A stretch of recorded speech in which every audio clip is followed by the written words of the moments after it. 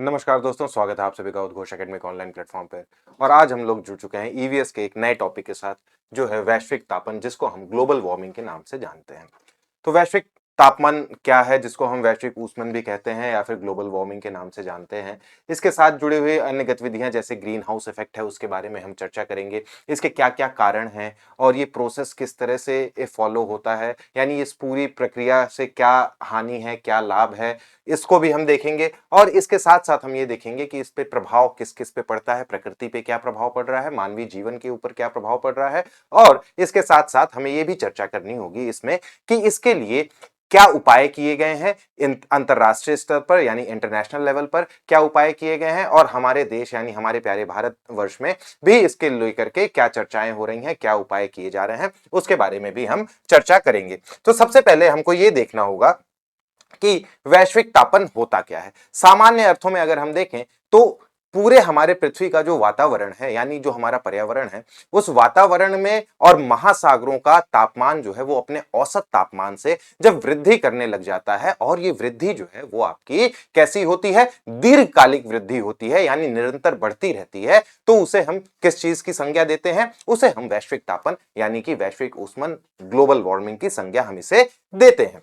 तो यही हमारा क्या कहलाता है, ये हमारा वैश्विक तापन कहलाता है। और हम आमतौर पर जो हमारे पृथ्वी का तापमान होता है, यानी पृथ्वी का औसतन तापमान कितना होता है भाई, पृथ्वी का औसतन तापमान की अगर हम बात करें तो पृथ्वी का औसतन तापमान 14 डिग्री सेल्सियस के आसपास माना जाता है। यानी संपूर्ण पृथ्वी पर अगर हम देखें तो औसतन तापमान कितना है, 14 डिग्री सेल्सियस होना चाहिए।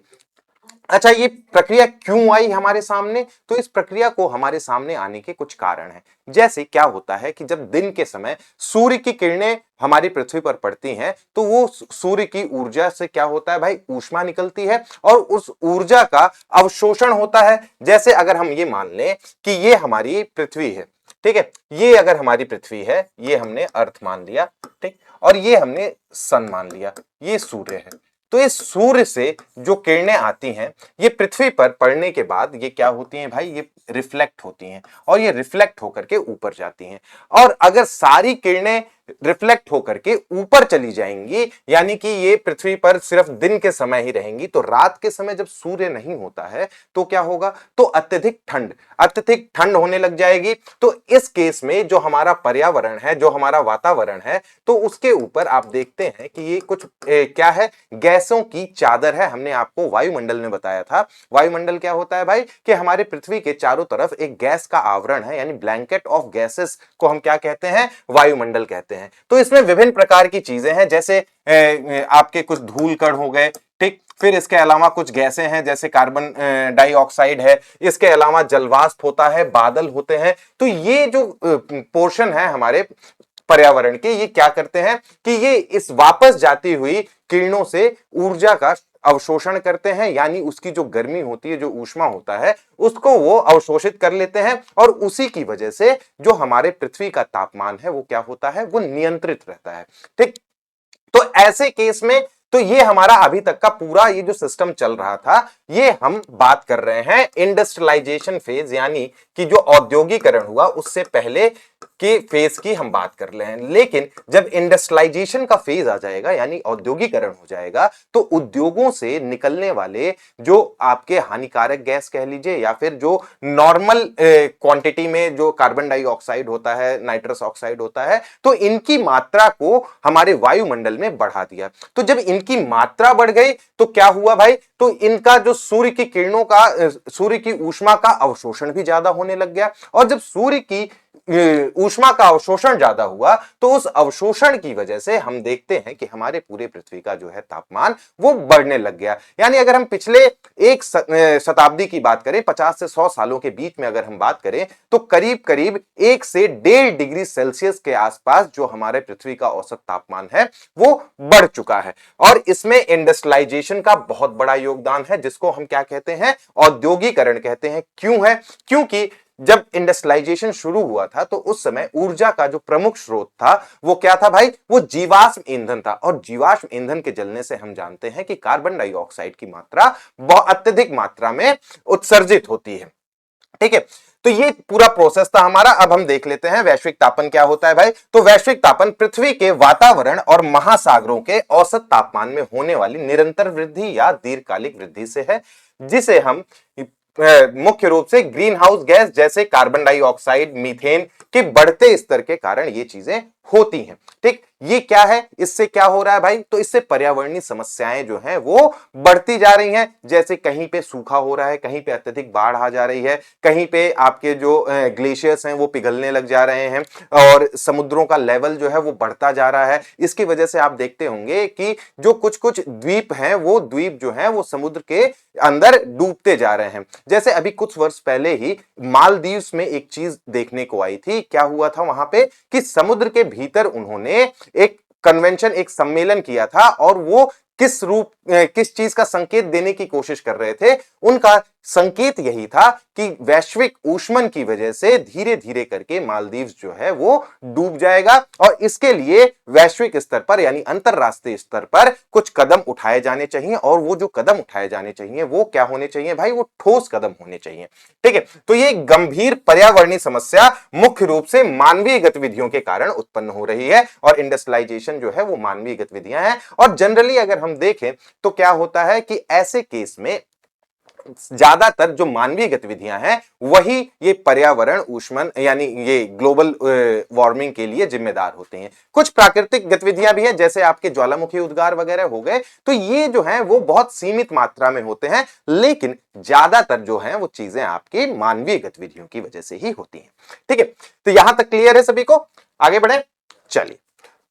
तो ये औद्योगिक क्रांति के बाद जीवाश्म ईंधन के दहन और वनों की कटाई के कारण तेजी से बढ़ रहा है। ये हमने आपको बता दिया कि जीवाश्म ईंधन का उपयोग हो रहा था और इसके साथ साथ जब बढ़ती जनसंख्या के साथ हम देखते हैं कि लोग अपनी सुविधा के लिए शहरों में बसना चाह रहे हैं या फिर गांवों में और जंगलों की कटाई जो है वो अपने उपयोग के लिए, चाहे फर्नीचर हो गया या फिर नए नगर बनाने के लिए, तो जंगलों की कटाई की जा रही है। तो वनों और जंगलों की कटाई की वजह से भी ये चीजें बढ़ रही हैं। हम जानते हैं कि वनों की कटाई की वजह से क्या होता है, जो पेड़ पौधे होते हैं वो क्या करते हैं, वो कार्बन डाइऑक्साइड का अवशोषण करते हैं। कौन सी प्रक्रिया के दौरान, प्रकाश संश्लेषण की प्रक्रिया के दौरान। अगर आपसे कभी ये पूछ ले आप लोग, मतलब ज्यादातर लोग ये कंफ्यूज होते हैं कि पेड़ पौधे क्या करते हैं भाई, पेड़ पौधे अपने श्वसन की प्रक्रिया में कार्बन डाइऑक्साइड लेते हैं, ऑक्सीजन छोड़ते हैं। ऐसा नहीं है। चाहे कोई भी जीव हो, चाहे मनुष्य हो, जानवर हो, पेड़ पौधे हो, सब श्वसन की प्रक्रिया में ऑक्सीजन का अवशोषण करेंगे और कार्बन डाइऑक्साइड का उत्सर्जन करेंगे। लेकिन जो पेड़ पौधे हैं वो प्रकाश संश्लेषण की प्रक्रिया के दौरान कार्बन डाइऑक्साइड का अवशोषण करेंगे और ऑक्सीजन का उत्सर्जन करेंगे। श्वसन की प्रक्रिया में तो नॉर्मल वही रहेगा, ऑक्सीजन इनटेक होगा और कार्बन डाइऑक्साइड एक्सेल आउट होगा। लेकिन आपका प्रकाश संश्लेषण यानी फोटोसिंथेसिस की प्रक्रिया में क्या होगा भाई, कार्बन डाइऑक्साइड इनटेक होगा और ऑक्सीजन का क्या होगा, एक्सेल होगा, यानी आउटपुट के रूप में बाहर आएगा। ठीक है, चलिए। तो ये हमने आपको बता दिया कि पृथ्वी के औसतन तापमान जो है वो कितनी है, 14 डिग्री सेल्सियस है और इसी के आसपास हमें टेम्परेचर को मेंटेन करना होता है। और मेजर जो कारण है वो इस जो ग्लोबल वार्मिंग है, आप उसको ग्रीन हाउस इफेक्ट से जोड़ के ही देखेंगे। ये दोनों एक दूसरे के क्या होते हैं, कॉम्प्लीमेंट्री हैं, यानी कि पूरक हैं। ठीक है, ग्लोबल वार्मिंग हो या फिर हमारा क्या हो, ग्रीन हाउस इफेक्ट हो, दोनों एक दूसरे के पूरक होते हैं। तो ग्रीन हाउस इफेक्ट में क्या क्या चीजें हमें देखनी है, तो ग्रीन हाउस इफेक्ट में नॉर्मल वही प्रोसेस है जो हमने आपको समझाया था कि ये हमारी पृथ्वी की सतह है यानी अर्थ का सरफेस है। इस सरफेस पे जब सूरज की किरणें पड़ती हैं तो कुछ सूरज की किरणें हमारे वायुमंडल में व्याप्त जो कुछ धूल के कण हैं, कुछ आपके बादल हैं, इनसे टकरा करके कुछ वापस हो जाते हैं। कुछ जो पृथ्वी पर आते हैं वो पृथ्वी की सतह से टकरा करके वापस होते हैं। लेकिन उसमें से कुछ क्या होते हैं, जब वापसी वो रिफ्लेक्ट पृथ्वी की सतह से टकरा करके वापस हो रहे थे तो वापस से वो बादलों से, धूल के कणों से और ये कार्बन डाइऑक्साइड, मीथेन, ये जो गैसियस फॉर्म में चीजें हैं, इनसे टकरा करके इनसे अवशोषित हो जाते हैं इनके भीतर ही और हमारे पूरे पृथ्वी का तापमान को बढ़ा देते हैं। ठीक है, तो ये पूरा प्रोसेस जो है वो आपका क्या है, ये पूरा प्रोसेस आपका ग्रीन हाउस इफेक्ट कह लीजिए या फिर आप ये कह लीजिए ग्लोबल वार्मिंग के लिए ये पूरा प्रोसेस आपका क्या होता है भाई, जिम्मेदार होता है। ठीक, अच्छा, एक एल्बिडो इफेक्ट नाम सुना होगा आप लोगों ने। एल्बिडो इफेक्ट क्या होता है भाई? एल्बिडो इफेक्ट, तो एल्बिडो इफेक्ट क्या होता है? एल्बिडो इफेक्ट आपको आपकी जानकारी के लिए बता दें कि जब सूर्य की किरणें हमारी पृथ्वी की सतह पर पड़ती हैं तो पृथ्वी की सतह पर वो हिस्से जहां पर क्या है भाई, जो चमकदार होते हैं, यानी ग्लेशियर्स हो गए, चमकदार होते हैं, सफेद रंग के हों, ठीक, तो वो लोग क्या करते हैं, वो पृथ्वी की जो सूर्य की किरणें पड़ रही हैं ग्लेशियर्स के ऊपर, तो वो आसानी से उन किरणों को, उस ऊष्मा को रिफ्लेक्ट बैक कर देती हैं। और जो आपके काले या फिर गहरे रंग के होते हैं, जैसे काला रंग हो गया, तो वो चीजें क्या करेंगी कि वो एनर्जी को और ऊष्मा को, हीट को एब्जॉर्ब कर लेती हैं और आसानी से उसे रिफ्लेक्ट नहीं होने देती हैं। तो पॉलिश या फिर जो चमकदार चीजें होती हैं, तो वो जो इसको रिफ्लेक्ट करती हैं, वही आपका क्या कहलाता है? एल्बिडो इफेक्ट कहलाता है। ठीक है, चलिए तो आगे बढ़ते हैं। ग्रीन हाउस इफेक्ट क्या है भाई? तो ग्रीन हाउस प्रभाव एक प्राकृतिक प्रक्रिया है जो पृथ्वी के वायुमंडल में मौजूद कुछ गैसों के कारण होती है। ये गैसें जिसे हम क्या कहते हैं भाई? ग्रीन हाउस गैसें कहते हैं। कौन कौन सी हैं ग्रीन हाउस गैसेस, उसके बारे में भी हम चर्चा करेंगे, लेकिन उससे पहले हमें यह जानने की आवश्यकता है कि ग्रीन हाउस गैसेस की शुरुआत, ये जो कॉन्सेप्ट है, ये जो परिकल्पना है, ये किसने दी? तो ये परिकल्पना दी थी जोसेफ फोरियर साहब ने। कब दी? 1824 में जोसेफ फोरियर साहब ने यह परिकल्पना पहली बार दी। और ये वो गैसेस हैं जो सूर्य से आने वाली ऊर्जा को अपने अंदर अवशोषित कर लेती हैं या फिर फंसा लेती हैं, जिससे पृथ्वी का तापमान क्या होता है भाई? गर्म बना रहता है। यदि यह प्रभाव नहीं होता तो पृथ्वी का तापमान बहुत कम हो जाता और यहां जीवन का पनपना मुश्किल हो जाता। ये जब हमने क्लास शुरू की थी तो हमने आपको ये पहली लाइन में ही बताया था कि यदि ये गैसेस नहीं होती, सारी पृथ्वी की, सारी जो सूर्य की किरणें हैं वो पृथ्वी से टकरा करके अगर वापस हो जाती तो दिन के समय तो हमारा टेम्परेचर जो है वो पूरे पृथ्वी का वो बना रहता, लेकिन रात के समय में अत्यधिक ठंड हो जाती और पृथ्वी का ऊपर जो है जीवन वो संभव नहीं हो पाता। तो ऐसे केसेस में जब तक इंडस्ट्रियलाइजेशन नहीं आया था और जब तक जो है हमारे यहां पे ये सारी चीजें नहीं हुई थी कि कार्बन डाइऑक्साइड और इन सब की मात्रा वायुमंडल में ज्यादा नहीं थी, तब तक तो चीजें सही चल रही थी, क्योंकि ये क्या करता था भाई? ये यहाँ पे वातावरण में तापमान को बनाए रखने में, संतुलित रखने में मदद करता था। लेकिन जैसे ही ये चीजें, मानवीय गतिविधियां बढ़ गई, मानव की अपनी लालसा, अपनी इच्छाएं बढ़ी, तो वहां पर फिर हमें कुछ पर्यावरण के नुकसान भी हमें देखना पड़ रहा है। ठीक है, तो ये चीजें हैं, ये आपका ग्रीन हाउस इफेक्ट है। अब हम देख लेते हैं कि ये आपका नेचुरल ग्रीन हाउस इफेक्ट है और ये human enhance green house effect है। तो सूर्य से किरणें, जब सोलर रेडिएशन हमारी पृथ्वी की सतह पर पड़ती है तो कुछ जो है रेडिएशंस यहीं से आपके जो गैसेस हैं वो वहीं से आपके रिफ्लेक्ट हो जाती हैं, कुछ रेडिएशन जो है पृथ्वी की सतह पर पड़ती हैं, और कुछ जब वापस जा रही होती हैं तो उस वापस जाते समय भी क्या होती हैं? फिर इनसे टकरा करके वापस पृथ्वी की तरफ आ जाती हैं और कुछ जो है वो इधर वापस से वायुमंडल के ऊपर बाहर चली जाती हैं। तो ये जो वापस आ जाती है, यही क्या करती है आपकी? ये टेम्परेचर को मेंटेन रखती है, यानी उसको बैलेंस बनाए रखती है, यानी पूरे तापमान को, पृथ्वी के तापमान को संतुलित रखती है। लेकिन जब human enhance green house effect क्या है? इंडस्ट्रियलाइजेशन ज्यादा हो गया, वनों की कटाई होने लग गई, वाहन से प्रदूषण ज्यादा होने लग गया, वाहनों से निकलने वाले प्रदूषण की वजह से भी चीजें जो है वो बढ़ गई। तो क्या हो गया कि ग्रीन हाउस गैसेस जो है वो हमारे वायुमंडल में बहुत ज्यादा हो गई। तो जब बहुत ज्यादा हो गई तो आने वाले, यहां से जब हमारी पृथ्वी की सतह से टकरा करके ये वापस रिफ्लेक्ट हो रही थी, तो इनसे ये क्या होती है? इन गैसेस के बीच में इनके जो धूल कण हैं, जिसको हम पार्टिकुलेट मैटर भी कहते हैं, उनमें क्या हो जाती हैं? उनमें फंस जाती है, उसमें ट्रैप हो जाती हैं, या फिर हम यूं कहें कि उनके अंदर अवशोषित हो जाती हैं। तो इसकी वजह से तापमान जो है वो निरंतर बढ़ता चला जाता है। ठीक, तो ये जो है आपका क्या है? ये आपका इंडस्ट्रियलाइजेशन के फेज के बाद का टाइम है। इंडस्ट्रियलाइजेशन के फेज के बाद का टाइम है, औद्योगिकरण के बाद का समय है। औद्योगिकरण हो गया, इसका डिफॉरेस्टेशन है। ठीक, और भी बहुत सारे कारण हैं। डिफॉरेस्टेशन हो गया, वेहिकुलर एमिशन हो गया, यानी जिसको हम क्या कहते हैं? परिवहन से निकलने वाला वो धुआं, ठीक है, वेहिकुलर एमिशन हो गया। तो ये सारी चीजें जो हैं वो हमारे इसके कारण बनते हैं, जो ग्रीन हाउस इफेक्ट को भी आपका तेज कर रहे हैं, और दूसरी चीज आपका क्या कर रहे हैं, दूसरी चीज ग्लोबल वार्मिंग को भी बहुत ज्यादा बढ़ा रहे हैं। ठीक है, चलिए तो देख लेते हैं भाई कौन कौन सी हमारी गैसें हैं जो ग्रीन हाउस गैस के रूप में जानी जाती हैं। क्या है ये भाई, ये ग्रीन हाउस गैसेस हैं जो आपसे अक्सर एग्जाम में पूछा जाता है। ठीक है, ग्रीन हाउस गैसेस हैं ये।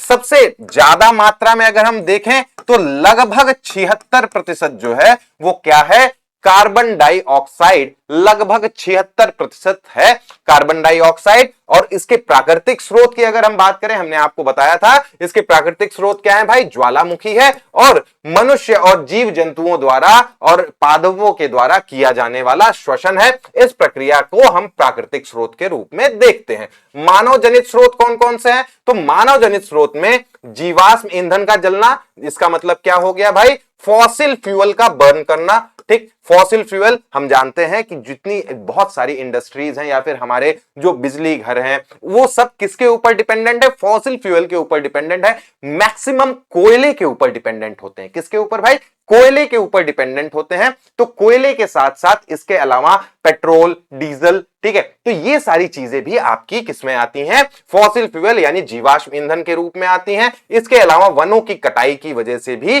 कार्बन डाइऑक्साइड की मात्रा बढ़ रही है, क्योंकि वनों की कटाई अगर हम कर रहे हैं तो पेड़ पौधे जो प्रकाश संश्लेषण के दौरान कार्बन डाइऑक्साइड को अवशोषित करते थे, तो उनकी संख्या, अगर वनों की, पेड़ पौधों की संख्या कम होगी वनों की कटाई की वजह से, तो कार्बन डाइऑक्साइड का अवशोषण भी कम हो जाएगा। ठीक है, यहां तक क्लियर है सभी को। तो कार्बन डाइऑक्साइड अभी हमारे ग्रीन हाउस गैसेस में अगर देखें तो सबसे ज्यादा मात्रा में कार्बन डाइऑक्साइड है। फिर दूसरे नंबर पे आता है आपका CH4, जिसको हम क्या बोलते हैं भाई, इसको हम मीथेन भी बोलते हैं।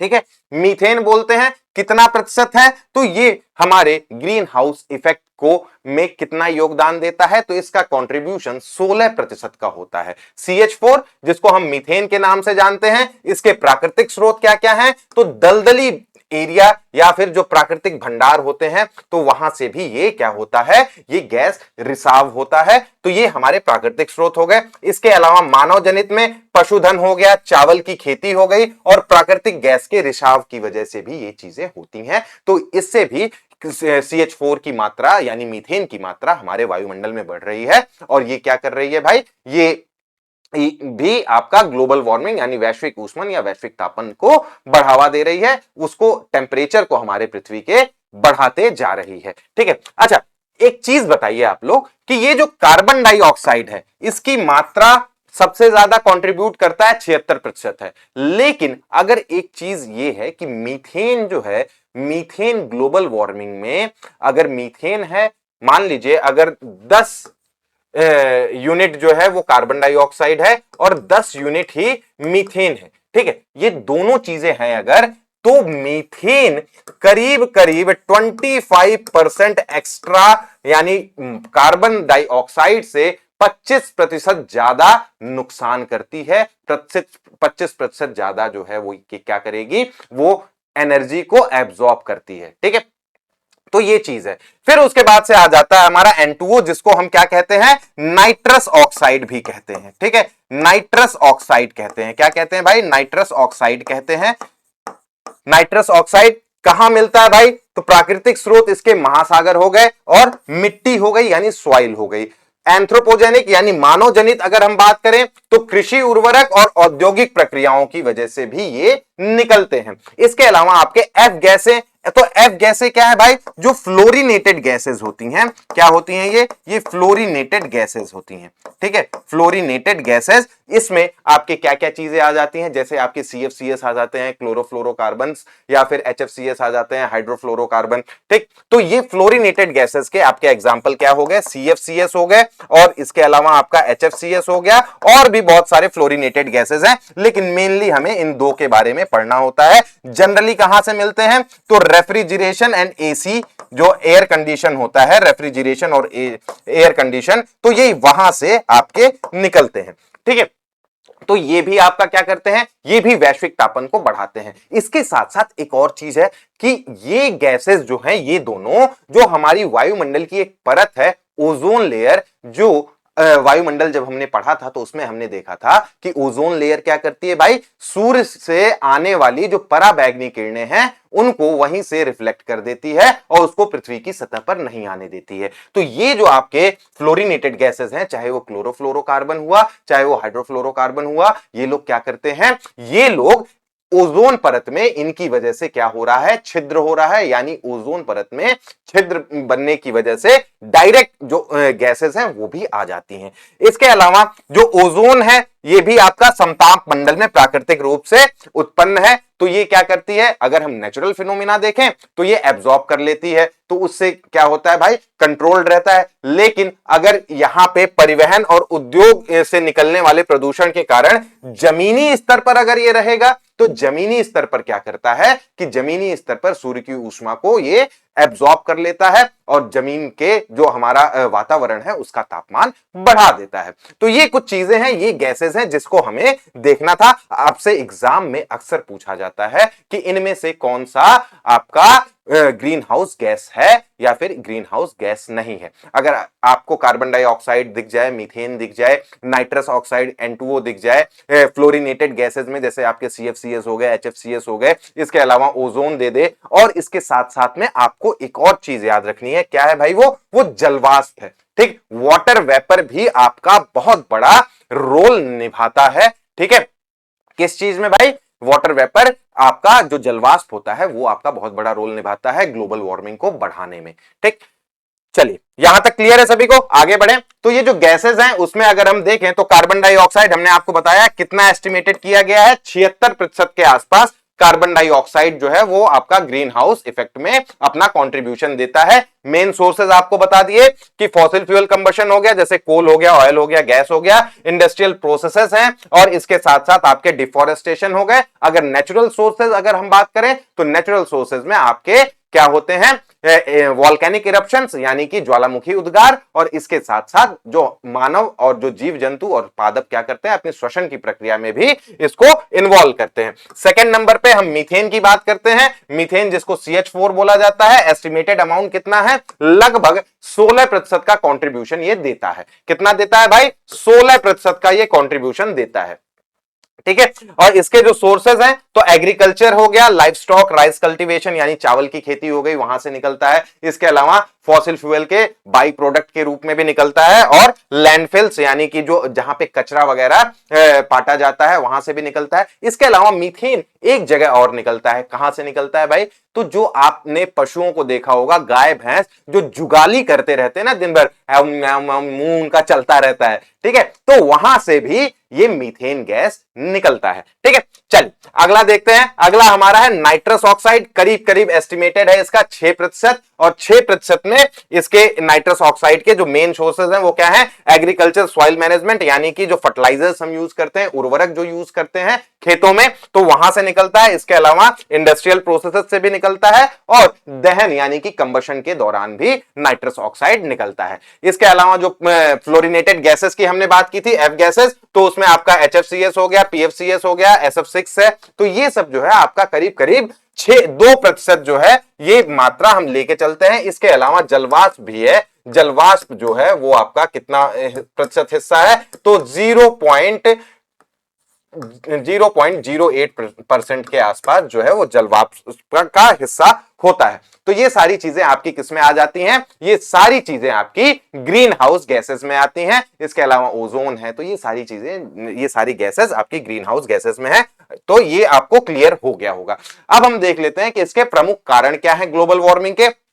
तो प्रमुख कारणों में हमने आपको बताया कि ग्रीन हाउस गैसेस हैं, ग्रीन हाउस इफेक्ट इसका मेन कारण हो गया। इसके अलावा हम जानते हैं कि जीवाश्म ईंधन का जलना यानी कि जो फॉसिल फ्यूल हम यूज कर रहे हैं एनर्जी, अपनी एनर्जी की जरूरतों को पूरा करने के लिए, तो जीवाश्म ईंधन के जलने की वजह से भी, जैसे कोयला, पेट्रोल, डीजल के अत्यधिक उपयोग से भारी मात्रा में क्या निकलता है भाई, कार्बन डाइऑक्साइड निकलता है। ग्रीन हाउस गैसों की वृद्धि में आपका क्या हो गया, कार्बन डाइऑक्साइड हो गया, मीथेन हो गया, नाइट्रस ऑक्साइड हो गया, क्लोरोफ्लोरोकार्बन जैसे गैसें जो है सूर्य की ऊष्मा को सोख लेती हैं और उसे अंतरिक्ष में वापस नहीं जाने देती हैं। इसे हम क्या कहते हैं, ग्रीन हाउस इफेक्ट कहते हैं। ठीक, फिर वनों की कटाई यानी डिफॉरेस्टेशन भी आपका बहुत बड़ा रोल इसमें प्ले करता है ग्लोबल वार्मिंग को बढ़ाने में, कि भाई डिफोरेस्टेशन हो जाएगा तो कार्बन डाइऑक्साइड का अवशोषण नहीं होगा प्रकाश संश्लेषण के दौरान, और वनों के घटने से वातावरण में कार्बन डाइऑक्साइड की मात्रा जो है वो क्या हो जाएगी, बढ़ जाएगी। फिर औद्योगिकरण, कारखानों से निकलने वाला धुआं और हानिकारक रसायन तापमान में क्या करता है भाई, वृद्धि करता है, कार्बन डाइऑक्साइड को बढ़ाता है। ठीक है, इसके अलावा मीथेन गैस का भी रिसाव होता है, कई जगहों पे आपका नाइट्रस ऑक्साइड भी निकलता है, सल्फर ऑक्साइड भी निकलता है, SF6 भी निकलता है। ठीक है, सल्फर हेक्साफ्लोराइड, तो ये भी जो है आपका कुछ गैसेस हैं जो आपका किस में आते हैं, ये आपके ग्रीन हाउस गैसेस में आते हैं। इसके अलावा प्राकृतिक अगर हम कारण की बात करें तो ज्वालामुखी उद्गार से निकलने वाली गैसें प्राकृतिक रूप से वैश्विक ऊष्मन को बढ़ाती हैं। इसमें आपके कौन कौन से हो गए भाई, कार्बन डाइऑक्साइड हो गया, ठीक है, सल्फर डाइऑक्साइड है, इसके अलावा आपका मीथेन है। तो ये सारी चीजें जो है ये भी आपकी ज्वालामुखी उद्गार के दौरान भी निकलती हैं। ठीक, तो ये आपका क्या करते हैं भाई, ये आपका कारण है जो वैश्विक ऊष्मन को बढ़ावा देते हैं। अब हम जान लेते हैं कि वैश्विक ऊष्मन में विश्व में कौन सबसे अग्रणी देश है जो वैश्विक ऊष्मन को बढ़ा रहा है। तो जो वैश्विक ऊष्मन को बढ़ा रहा है यानी ग्लोबल वार्मिंग को बढ़ा रहा है, उसके लिए जो जिम्मेदार देश है, तो इसकी जब रिपोर्ट आती है तो उस रिपोर्ट में यह पाया गया कि चीन सबसे ज्यादा ग्लोबल वार्मिंग में कंट्रीब्यूशन कर रहा है। ठीक है, ग्लोबल वार्मिंग को कंट्रोल करने में नहीं, ग्लोबल वार्मिंग को बढ़ाने में सबसे ज्यादा कंट्रीब्यूशन कौन कर रहा है भाई, चाइना कर रहा है। करीब करीब 30% था, लेकिन अभी कुछ जो नियम लाए गए और जिसके बारे में अभी हम उपायों के बारे में बात करेंगे, कुछ पर्यावरण के ऊपर ध्यान देने की बात कही गई, तो 30% से घट करके अभी उसका 27.9 यानी 28% के आसपास की चीजें कितनी किसकी है भाई, चीन पहले नंबर पे है। दूसरे नंबर पे आ जाता है आपका यूएसए यानी अमेरिका, जो आपका करीब 14% के साथ दूसरे नंबर पे है, और तीसरे नंबर पे भारत है जो करीब 9% यानी 8 से 9% के आसपास का उसका रेंज है। फिर उसके बाद से आपका चौथे नंबर पे रशिया, फिर जापान। तो इस तरह से ये पूरा ये चार्ट है, ये ग्लोबल शेयर है कि प्रमुख कार्बन उत्पादक देश कौन कौन से हैं, यानी कार्बन एमिशन कौन सा देश सबसे ज्यादा करता है। तो सबसे ज्यादा अगर आपसे पूछ ले तो वो कौन है, चीन है, सेकंड नंबर पे यूएसए है, थर्ड नंबर पे हमारा भारत है। क्योंकि भाई हम विकसित देश नहीं है, हमें अभी विकासशील देश हैं, यानी अभी हमें विकसित होने की जरूरत है। तो हमें विकसित होने के लिए ये चीजें करनी पड़ेगी। अब इसमें बहुत सारी चीजें लाई गई, जैसे कार्बन सिंक लाया गया, फिर उसके बाद से ये कार्बन ट्रेडिंग वाला प्रोसेस लाया गया। तो ये बहुत सारी चीजें हैं जो हमें आगे पढ़ना होगा, लेकिन अभी एग्जाम पॉइंट ऑफ व्यू से आपको ये देखना है कि ग्लोबल वार्मिंग में क्या क्या चीजें हैं। ठीक, अब इसके समाधान और प्रयास की बात अगर हम करें तो इसमें क्या क्या चीजें हैं भाई।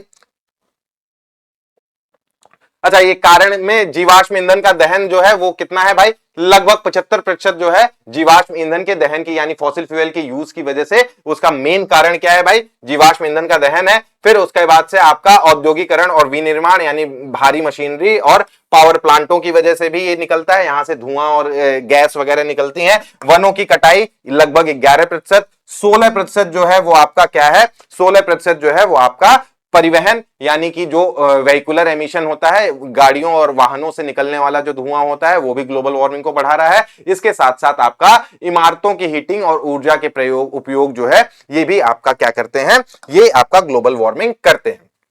ठीक है, ये हमने आपको पूरा प्रोसेस समझा दिया कि सोलर रेडिएशन आती है अर्थ पे, तो कुछ जो है यहाँ पे एब्जॉर्ब हो जाती है, कुछ रेडिएट हो जाती है, वापस चली जाती है। वापस जाने के बाद ये कुछ गैसेस जो यहाँ पे हमारे पड़े हुए हैं वायुमंडल में, तो वहां पे ये एब्जॉर्ब हो जाते हैं और कुछ जो है वो वापस से निकल जाती हैं। तो जो एब्जॉर्ब हो जाते हैं वही क्या करते हैं, वही ग्लोबल वार्मिंग को बढ़ा रहे हैं, यानी पूरे हमारे पृथ्वी के तापमान को बढ़ा रहे हैं।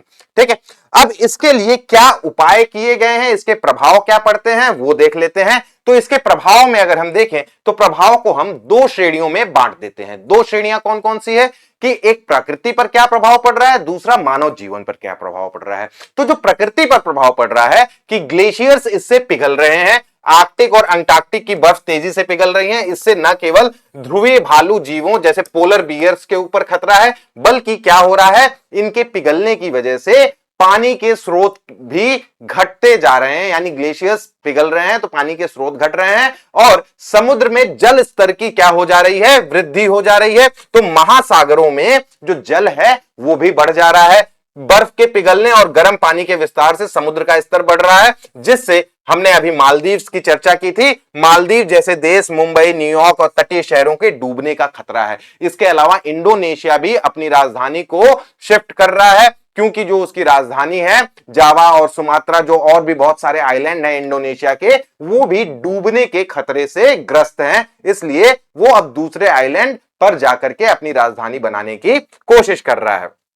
ठीक है, जैव विविधता का ह्रास हो रहा है। प्रजातियां बदलते तापमान के साथ तालमेल नहीं बिठा पा रही हैं। हम जानते हैं तापमान बढ़ रहा है तो बहुत सारी प्रजातियां ऐसे जो ठंडे क्षेत्र में रहने वाली हैं, तो उनको क्या हो रहा है भाई, वो ये अत्यधिक गर्मी को झेल नहीं पा रहे हैं, तो उनकी प्रजातियां भी धीरे धीरे करके क्या हो रही हैं, समाप्त हो रही हैं।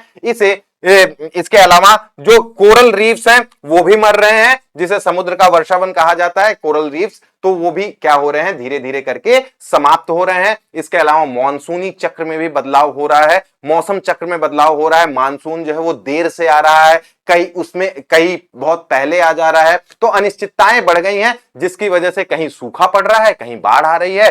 तो मौसम की वजह से ये भी चीजें हो रही हैं। महासागरों का अम्लीकरण हो रहा है। कार्बन डाइऑक्साइड की अधिकता से क्या हो रहा है भाई, समुद्री जल अधिक अम्लीय हो रहे हैं, यानी ओशनिक एसिडिफिकेशन भी बढ़ता जा रहा है। और ओशनिक एसिडिफिकेशन की वजह से समुद्री जीवों पर भी, उनके जीवन पर क्या हो रहा है भाई, खतरा मंडरा रहा है, और उनका जीवन भी धीरे धीरे करके नष्ट होने लग जा रहा है। मानव पर क्या प्रभाव पड़ा है, तो उनपे खाद्य सुरक्षा का संकट है। बढ़ते तापमान और अनिश्चित जलवायु की वजह से क्या हो रहा है, मौसम की वजह से बाढ़ और सूखा जैसी स्थिति आ जा रही है, तो उनकी फसलें जो हैं वो उन पर बुरा असर पड़ रहा है, तो खाद्य असुरक्षा पैदा हो रही है। इसके अलावा स्वास्थ्य संबंधी बीमारियां हो रही हैं, जैसे भीषण लू, हीट वेव्स के कारण मौत जो है होते हैं, मच्छरों के पनपने के कारण मलेरिया, डेंगू, जीका जैसी बीमारियों का विस्तार हो रहा है। इसके अतिरिक्त हम देख रहे हैं कि ग्लेशियरों के सूखने से नदियों में पानी कम हो जा रहा है। ठीक है, तो इस तरह से हम देख रहे हैं कि सिंचाई के लिए भी संघर्ष करना पड़ रहा है, तो मानव जीवन पर भी बहुत सारा प्रभाव पड़ रहा है, और इससे सिर्फ जनजीवन पर ही नहीं, उनके आर्थिक नुकसान का भी सामना करना पड़ रहा है। उनकी अर्थव्यवस्था भी बुरी तरह से इसमें क्या हो रही है भाई, अर्थव्यवस्था का भी ह्रास हो रहा है। ग्लेशियरों के सूखने की वजह से नदियों का पानी कम हो रहा है। प्राकृतिक आपदाओं जैसे चक्रवात, बाढ़ के कारण हर साल अरबों रुपए की संपत्ति और बुनियादी ढांचे का क्या होता है, नुकसान होता है। और इसके साथ साथ हम देखें तो क्लाइमेट माइग्रेशन, यानी समुद्र का स्तर बढ़ने और खेती बर्बाद होने के कारण करोड़ों लोगों को अपने घर को छोड़ करके किसी सुरक्षित स्थान पर शरण लेनी पड़ती है। तो ये सारी चीजें जो हैं वो हमारे इस ग्लोबल वार्मिंग के प्रभाव में हमें देखने को मिलता है। अच्छा, ये सारा चीज हमने देख लिया, तो क्या इसको सही करने के लिए कुछ कदम उठाए जा रहे हैं?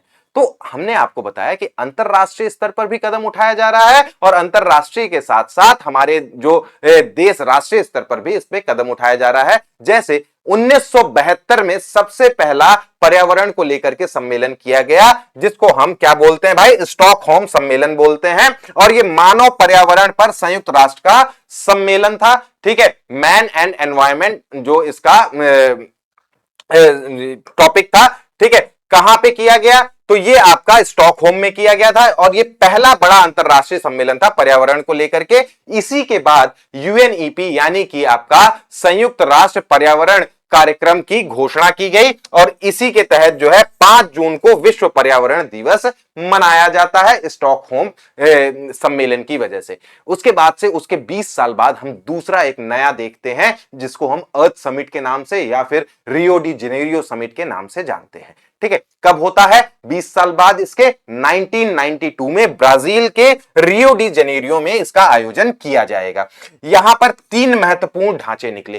पहले वाले स्टॉकहोम में हमने क्या देखा भाई, स्टॉकहोम वाले में हमने देखा कि 5 जून को विश्व पर्यावरण दिवस मनाया जाएगा, और दूसरी चीज हमने देखी कि यूएनईपी यानी संयुक्त राष्ट्र एनवायरमेंट प्रोग्राम, पर्यावरण प्रोग्राम जो है उसका वो निकल करके आया था निष्कर्ष के रूप में।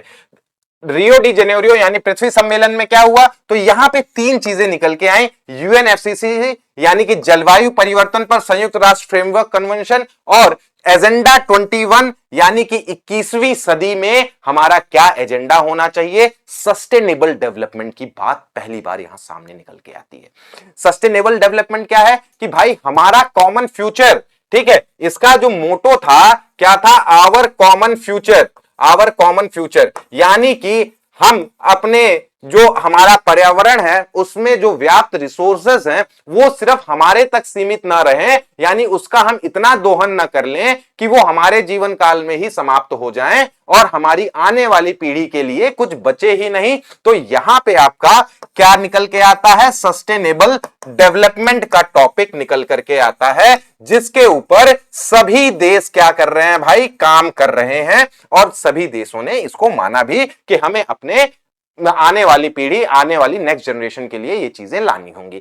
इसके अलावा सीबीडी आती है, यानी कन्वेंशन ऑन बायोडाइवर्सिटी, जो हमने अभी पिछली क्लास में ही पढ़ा था, बायोडाइवर्सिटी के बारे में, जैव विविधता का हमें संरक्षण करना है, उनको किस तरह से बचाया जा सके। फिर उसके कुछ समय बाद क्योटो प्रोटोकॉल आता है 1997 में, हालांकि ये लागू बाद में होता है 2005 के आसपास। लक्ष्य क्या है, तो ग्रीन हाउस गैसों के उत्सर्जन को यहां पे कम करना है, और इसमें बेसिकली जो है वो आपका सीएफसीएस वगैरह पर भी इसमें क्या जोर दिया गया था। विशेषता की बात करें तो इसे विकसित देशों के लिए उत्सर्जन में कटौती के कानून के रूप में बाध्यकारी, यानी कि ये बाइंडिंग इसको किया गया था कि जो डेवलप्ड कंट्रीज हैं उनके लिए यहां पे इस प्रोटोकॉल को बाइंडिंग किया गया था कि वो ग्रीन हाउस गैसेस को कम से कम करें, यानी कार्बन उत्सर्जन को जितना हो सके उसको कम किया जाए।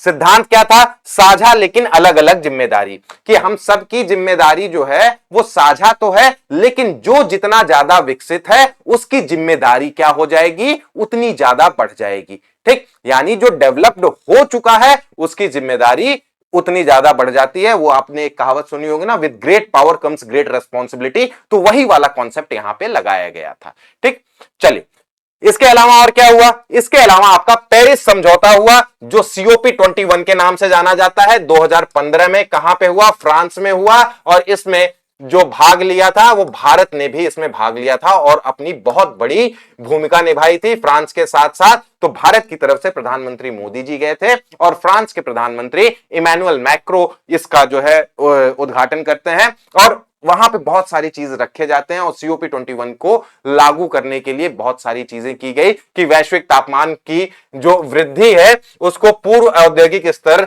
से 2% नीचे रखना और 1.5% तक सीमित करने के प्रयास करना है, यानी कि इंडस्ट्रियलाइजेशन से पहले का जो समय था उससे 2% नीचे ले आना है। फिर एनडीसीज की बात की गई कि प्रत्येक देश अपनी क्षमता के अनुसार, यानी उसकी जो भी कैपेसिटी है उसके अनुसार अपने वहां पर कार्बन उत्सर्जन को कम करेंगे। ये स्वैच्छिक लक्ष्य रखा गया कि नेशनली डिटरमाइंड कंट्रीब्यूशन, हर देश को ये पता लगाना होगा, अपनी कैपेसिटी देखनी होगी कि वो कितना इसमें कंट्रीब्यूट कर सकता है, और उसके हिसाब से वो अपना ये इस चीज को डिक्लेयर करेगा, ये घोषित करेगा कि हम कितना इसमें योगदान देंगे। इसके अलावा वित्तीय सहायता की बात की गई कि विकसित देशों द्वारा विकासशील देशों को जलवायु परिवर्तन से लड़ने के लिए प्रति वर्ष 100 अरब डॉलर देने की प्रतिबद्धता को भी इसमें दर्शाया गया था। तो ये कुछ चीजें जो हैं वो अंतरराष्ट्रीय स्तर पर की गई। इसके बाद से अभी सीओपी 29 हुआ है, सीओपी 30 होने वाला है, तो ये सारी चीजें भी हम देखेंगे अगले अपनी जो लेक्चर हम लेके आएंगे, अगला एक क्लास लेकर के आएंगे जिसमें हम वैश्विक पर्यावरणीय सम्मेलनों के बारे में जिक्र करेंगे, तो उस समय पे हम ये सारी चीजें चर्चा करेंगे। ठीक है, भारत की तरफ से क्या प्रयास किए गए, तो भारत ने इसमें जितने भी सम्मेलन हुए उसमें सक्रिय भूमिका निभाई, और सक्रिय भूमिका निभाते हुए उन्होंने कुछ चीजें की, जैसे इंटरनेशनल सोलर अलायंस का निर्माण किया गया, भारत और फ्रांस द्वारा शुरू किया गया। वही ये किसका भाई रिजल्ट है, तो वही यूएनएफसीसीसी का जो सीओपी 21 हुआ था पेरिस सम्मेलन, उसी के बाद जो है ये लेकर के आया गया अंतरराष्ट्रीय सौर गठबंधन, और इसका मुख्यालय गुरुग्राम में बनाया गया। इसके अलावा सीडीआरआई लाया गया जो आपदा प्रतिरोधी बुनियादी ढांचों के लिए गठबंधन है। ग्लोबल बायोफ्यूल अलायंस लाया गया G20 2023 के दौरान, जो भारत में जब G20 का सम्मेलन हुआ था 2023 के दौरान, तो ग्लोबल बायोफ्यूल्स अलायंस लाया गया कि हम क्या करें भाई, जैविक ईंधन का प्रयोग करें जीवाश्म ईंधन की जगह, तो ऐसे ईंधन जिसमें क्या हो, कि हमारा फॉसिल फ्यूल के ऊपर डिपेंडेंसी जो है वो कम हो जाए। तो ऐसी चीजों को भी भारत ने बड़ी तेजी से अपनी सक्रिय भूमिका इसमें निभाई है। उत्सर्जन तीव्रता 2035 तक अपनी जीडीपी की उत्सर्जन तीव्रता को 2005 के स्तर से 47% कम करना था। इसके अलावा कार्बन के ऊपर डिपेंडेंसी यानी कि जो ट्रेडिशनल एनर्जी कंजम्पशन था उसका लक्ष्य 2030 तक जो रखा था उसको हमने 2025 में ही पूरा कर लिया। इसके साथ साथ हम देखते हैं कि जो नेट जीरो लक्ष्य रखा गया है उस नेट जीरो लक्ष्य को 2070 का रखा गया। ठीक, फिर कार्बन सिंक की बात है कि 2035 तक वन आवरण के माध्यम से 3.5 से 4 बिलियन टन कार्बन डाइऑक्साइड के बराबर अतिरिक्त कार्बन सिंक बनाना, यानी कार्बन को जो लोग ये पेड़ पौधे ज्यादा से ज्यादा लगाएं जिससे कार्बन का अवशोषण कर लें ये, और इससे कार्बन सिंक के रूप में कार्य करे। फिर हमने देखा कि भारत ने मिशन लाइफस्टाइल फॉर एनवायरमेंट, जिसको हम मिशन लाइफ कहते हैं, तो ये नागरिकों को व्यक्तिगत स्तर पर पर्यावरण के अनुकूल जीवन शैली अपनाने के लिए प्रेरित करता है। जैसे हम भाई क्या करें, हम पब्लिक ट्रांसपोर्ट का यूज करें, अपनी अपनी गाड़ियां नहीं निकालें, ठीक है, या फिर गाड़ियां लेते भी हैं तो इलेक्ट्रिक व्हीकल के ऊपर हम शिफ्ट हों। तो ये सारी चीजें हमने देखी हैं। फिर इंडस्ट्रियलाइजेशन में भी हमने देखा ग्रीन हाइड्रोजन का कॉन्सेप्ट लाया गया। तो इन सारी चीजों को भी हम देख रहे हैं कि भारत में बड़ी तेजी से ये सारी चीजें हो रही हैं। पंचामृत लक्ष्य 2070 तक नेट जीरो उत्सर्जन प्राप्त करने की भारत की प्रतिबद्धता को दर्शाता है। ग्रीन हाइड्रोजन मिशन भारत के ग्रीन हाइड्रोजन का वैश्विक हब बनाने का एक प्रयास है भारत सरकार की तरफ से। और इसके अलावा पीएम सूर्य घर योजना चलाई गई कि आप जो है अपने अपने घरों पर सोलर पावर का इंस्टॉलेशन कराएं, जिससे आप सोलर एनर्जी के माध्यम से बिजली प्राप्त करें और जो पारंपरिक तौर से बिजली प्राप्त होती है उस पर अपनी निर्भरता को कम किया जा सके। इसमें सरकार जो है क्या देती है भाई, सब्सिडी भी देती है। ठीक है, इसमें सरकार सब्सिडी देती है तो सब्सिडाइज किया गया। इसके अलावा मिस्टी योजना चलाई गई जिससे मैंग्रोव वनों के संरक्षण के प्रयास किए गए। तो भारत ने पर्यावरण को बचाने में और ग्लोबल वार्मिंग को कम करने में बहुत सारा योगदान दिया है। तो ये तो थी हमारी आज की क्लास। अगर आप लोग को कोई भी डाउट हो तो आप लोग कमेंट सेक्शन में जरूर बताइएगा। उद्घोष एकेडमी से जुड़े रहिए, और उद्घोष एकेडमी से जुड़ने के लिए टेलीग्राम में आप जुड़ सकते हैं। टेलीग्राम से डिस्क्रिप्शन में लिंक दिया हुआ है, और प्ले स्टोर पर जाकर के उद्घोष एकेडमी का एप्लीकेशन डाउनलोड करें। मिलते हैं हम लोग अगली वीडियो में, तब तक के लिए धन्यवाद। स्वस्थ रहिए, मस्त रहिए।